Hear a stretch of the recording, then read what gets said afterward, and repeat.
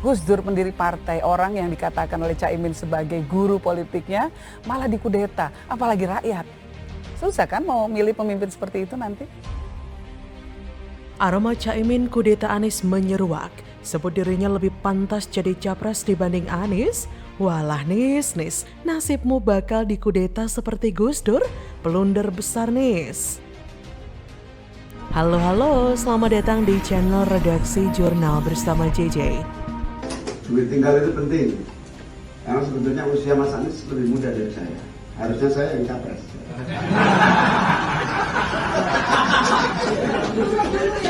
Urut dulu. Yang kedua, saya punya partai, Mas Anies nggak punya partai. Tapi karena kita sepakat mana yang terbaik dan mana yang... Jadi saya ingat dulu kalau lagi zaman aktivis itu, sudahlah perbedaan itu biasa. Yang penting musuhnya satu, turunkan Orde Baru, lahirkan demokrasi dan reformasi. NU itu kemudian memberikan, terutama setelah Orde Baru ya, memberikan menstrukturkan tingkah laku politik, terutama dari elit, gitu ya. Karena ya ketertarikan demografi, maka kita lihat misalnya Prabowo itu mencium tangan Mbak Nuria, gitu ya. Sesuatu yang mungkin tidak pernah terfikirkan oleh seseorang ya yang berasal dari kalangan dalam tanda kutip sekular ya, terpelajar dari keturunan seorang begawan ekonomi ya, dan hidup di luar negeri ketika remaja gitu. Caimin malah melakukan langkah yang tidak terduga menjadi calon wakil presidennya Anies. Dan Surya Paloh sebagai pemegang boneka tentu senang karena dengan gabungnya PKB ini bisa mencuci wajah Anies Baswedan yang selama ini kotor akibat politik identitas. Kalau ada PKB, Anies kan bisa mendadak NU, dan masanya NU itu banyak banget loh. Ada sekitar 40 juta orang, terbanyak di Jawa Timur, daerah kekuasaannya PKB.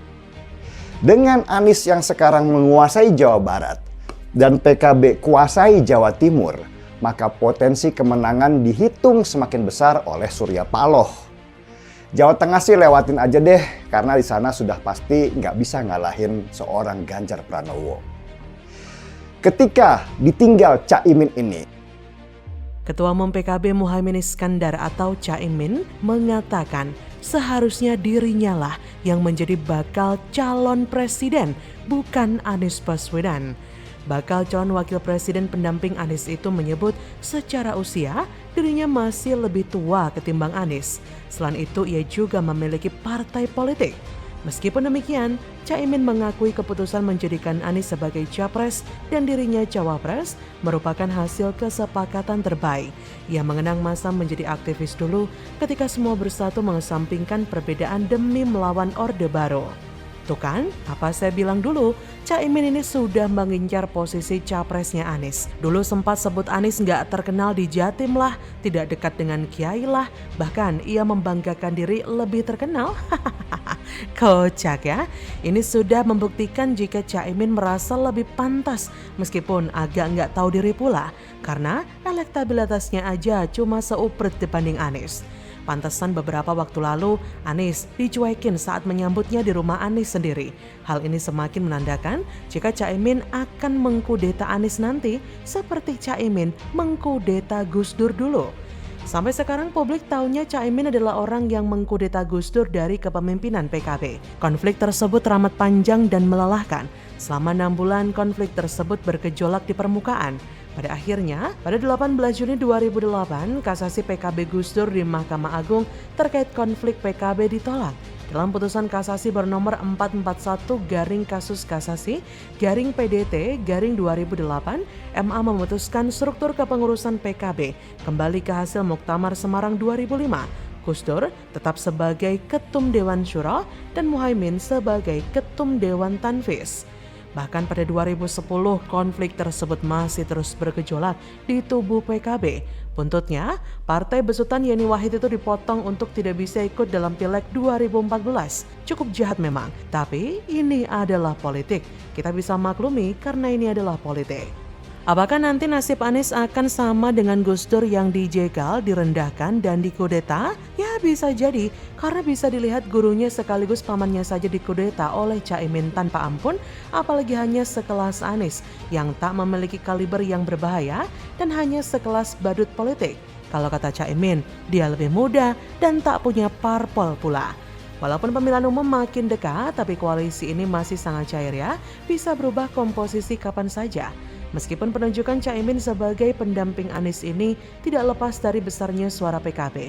Selain itu, pemilih PKB juga mayoritas berasal dari kalangan NU yang tersebar di Jawa Timur, yang merupakan wilayah yang belum dikuasai Anies. Tapi mesin politik yang dimiliki PKB adalah kaum Nahdliyin yang juga tidak akan berjalan optimal jika mendukung Anies Capres.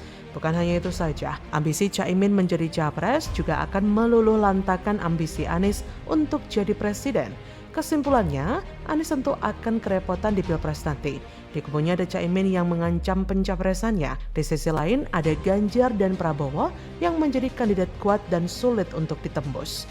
Dan kini citra Anies kembali beraura negatif setelah deretan stigma yang selama ini tersematkan pasca keberhasilan kubunya mempolitisasi agama pada Pilgub Jakarta 2017 yang membuatnya dijuluki sebagai bapak politik identitas. Belum lagi kebiasaan olah kata tapi minim kinerja dan kemunduran yang ditinggalkannya pasca menjabat sebagai gubernur makin memperberat langkah Anies dalam ambisinya menjadi RI1. Jadi bagaimana menurut Anda jurnalister? Apakah nasib Anies nanti akan dikudeta sama seperti nasib Gus Dur dulu oleh Caimin? Silakan tulis komen Anda di kolom komentar. Tentu apresiasi harus kita sampaikan kepada pemerintah. Apresiasi kita sampaikan juga kepada Bapak Presiden kita yang selalu mau mendengar, selalu mau mempertimbangkan hal-hal terkait kemaslahatan masyarakat. Setuju dengan Denis Siregar, Irma Chaniago berang, keluarga Jokowi diserang, Gibran diincar masuk ke jebakan Batman, di framing jalankan politik dinasti, trik licik sedang ditebar kubu Wowo. Halo, selamat datang di channel Redaksi Jurnal bersama JJ. Sudah banyak pakar hukum yang mengingatkan, termasuk mantan Ketua Mahkamah Konstitusi Profesor Mahfud MD. Mahkamah Konstitusi katanya supaya hati-hati karena pada dasarnya Mahkamah Konstitusi itu tidak bisa mengubah atau membuat sebuah aturan. Apalagi aturan yang tidak melanggar konstitusi. Yang berhak mengubah adalah DPR, si pembuat undang-undang. Jadi selama batas usia yang selama ini ada di undang-undang atau minimal 40 tahun itu tidak melanggar aturan atau berlawanan dengan konstitusi, maka itu bukan hak dan wewenang Mahkamah Konstitusi untuk mengubahnya. Saya ini ada unsur politisnya gitu. Ini nggak benar ini. Ubaidillah melaporkan kepada KPK, silahkan. Itu hak beliau. Tapi kalau kemudian dia minta presiden dipanggil, lah ngapain urusannya dengan presiden? Ya kalau memang harus dipanggil, anaknya dong yang dipanggil, kan yang berusaha anaknya. Kok bapaknya yang dipanggil-panggil? Ini nggak benar juga nih, gitu. Ini protes saya, kritisi keras saya kepada Ubaidillah. Kalau memang anaknya yang dianggap bersalah, ya anaknya kok, bapaknya dipanggil-panggil. Nggak benar ini Mbak Afi, gitu ya. Jangan dikait-kaitkan juga presidennya.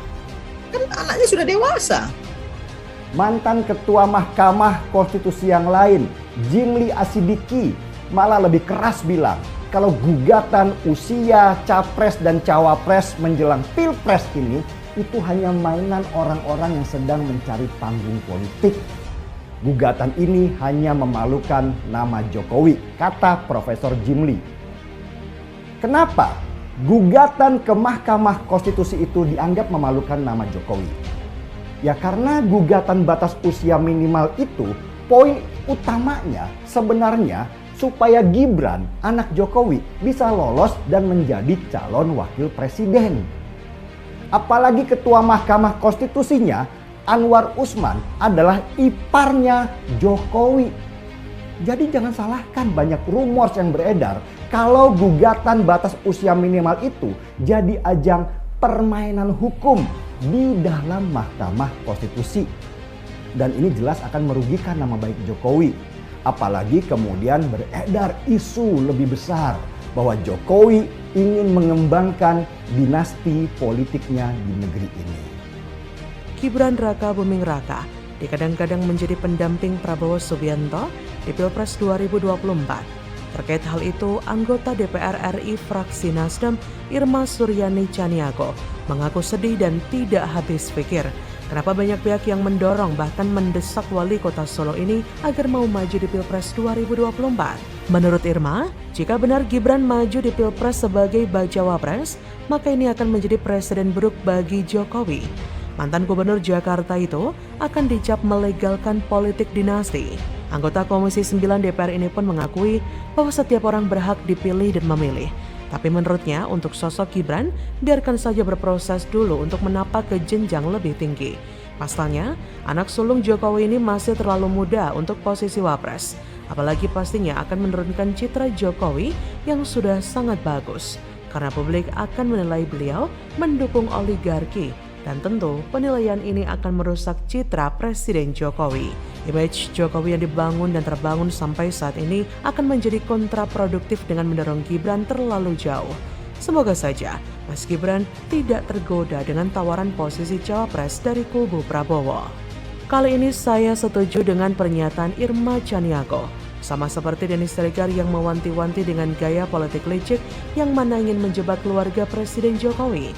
Lewat akun Twitter pribadinya, Denny Siregar bahkan menyebut masih sangat percaya bahwasanya Presiden Jokowi tidak akan terpengaruh oleh jebakan Batman yang disiapkan mantan lawan besarnya untuk merusak nama baiknya. Menurut Denny, apapun yang ia sampaikan itu adalah kegelisahan, bukan keraguan. Diketahui, mantan lawan besar Presiden Jokowi adalah Prabowo Subianto. Bahkan, Denny Siregar juga membagikan sebuah video yang memperlihatkan upaya-upaya Prabowo yang ingin menjebak keluarga Jokowi.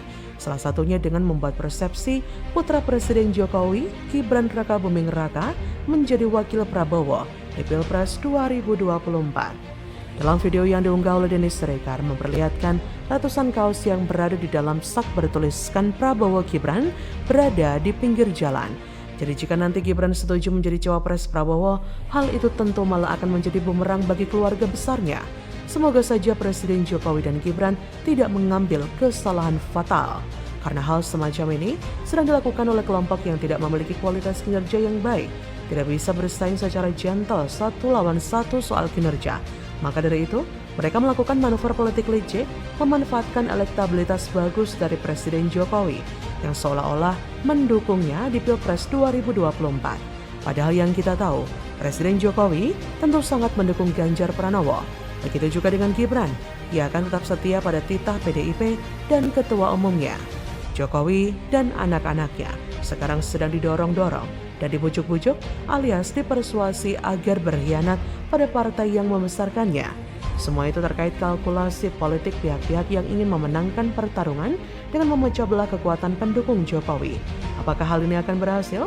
Tentu saja semua itu tergantung kemampuan, kecerdasan, ketulusan, dan soliditas dari keluarga Pak Jokowi dalam 2 minggu terakhir ini. Kalau mereka tergoda tawaran yang seakan menggiurkan, maka taruhannya masa depan bangsa dan negara, serta kerusakan nama mereka selamanya. Tapi kalau keputusan politik Pak Jokowi dan keluarganya tetap solid, tak tergoda tawaran menggiurkan yang berbau pengkhianatan, maka keputusannya untuk menyelamatkan negara, bangsa, sekaligus nama baik keluarga mereka, kali ini godaannya memang berat.